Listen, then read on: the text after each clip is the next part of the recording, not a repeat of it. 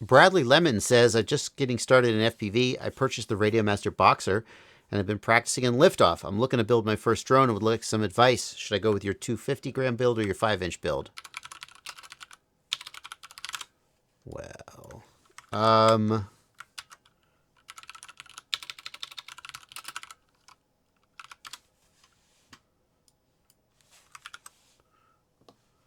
the 5-inch kit and the 250-gram kit, or the 3-inch kit. So the main reason to go with the Sub-250 kit is if you're concerned about regulations in the USA with that don't kick in until you get over 250 grams. By being under 250 grams, you save yourself from some of those regulations, the registration requirement specifically. And the remote ID, I think also the remote ID. Yes, the remote ID as well. I forget about that one because as a 107 operator, as a commercial operator, I always have to have remote ID. And so I don't think of that one quite as much. But if you're recreational and you're under 250 grams, you're not required to do remote ID. So the flight performance of the 3-inch is different than the 5-inch, but still quite good. You're going to still get plenty of speed and acrobatic ability. I'm not even sure which one's going to be more durable. The 3-inch is lighter, but it has thinner carbon. So I think the 5-inch might be a little more durable depending on how hard you fly it. But you'll be easier to get yourself in trouble on the 5-inch because it has a higher ceiling in terms of its speed and it weighs more. So when you crash, you hit harder. I don't think you can go wrong, though. If you've practiced flying in the simulator, then I would be okay.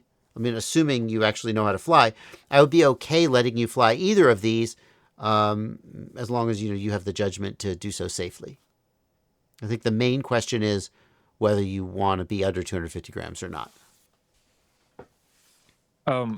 Yeah, and I'll just say the thing I always say is it really depends on where you have to fly.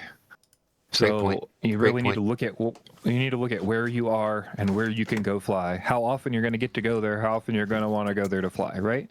Like if you're in a small neighborhood, a 3-inch or even a whoop is a really good place to start.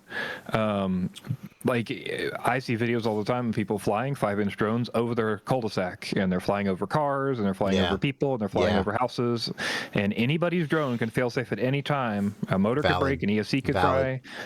It's just bad moves. So you should plan ahead. If you got a big field to fly in, if you got an open acreage, 5-inch is wonderful, and you'll have a lot of fun with it. But just consider where you can go. Yeah. I would say that if you're going to fly over people and or over vehicles or other property that could be damaged, I mean, I think a plastic frame like a Cinewhoop or a Whoop is the way to go. Like if I crash a 75 millimeter Whoop with a plastic frame on somebody's car, I'm going to be reasonably confident I didn't do any damage. I probably didn't even scratch the paint. But if you crash a 3-inch with a carbon fiber frame, you can ding up somebody's car. Like the real answer is just go somewhere where you don't have to do that. Yep.